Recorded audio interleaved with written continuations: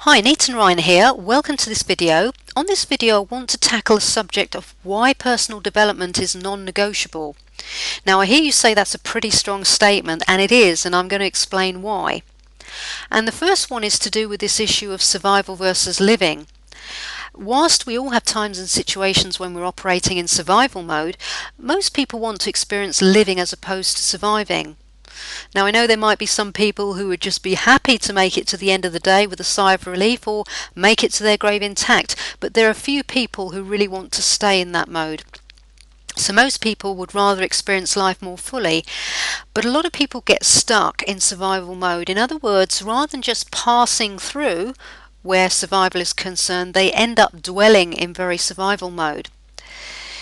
Now, in order to live as opposed to survive, you need to experience yourself more fully rather than enjoy better circumstances. Why so?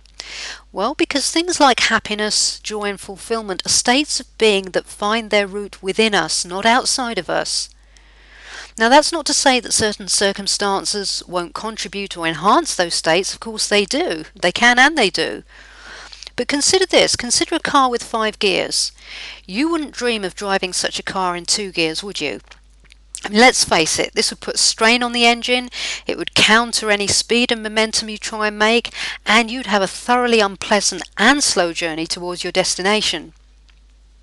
And a lot of us sort of play out our lives in about 2nd or 3rd gear, and when you live below the capacity you were born with, the feelings you're going to experience more commonly are those of frustration, confusion, lost, inertia, emptiness, lethargy, fatigue and possibly burnout.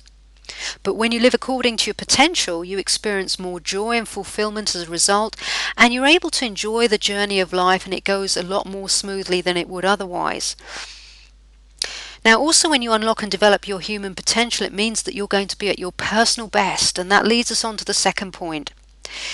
You'll also set new levels of personal best as you grow, which also enables you to get the best out of life when you're talking about things like friendships, relationships, health and business as examples. And when it comes to business, there's a direct relationship between those who expand their potential and the impact on their income.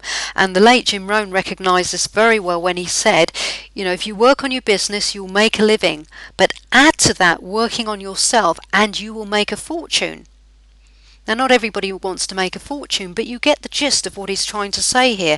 To achieve your goals and dreams, whether in business or life, you need to grow on the inside.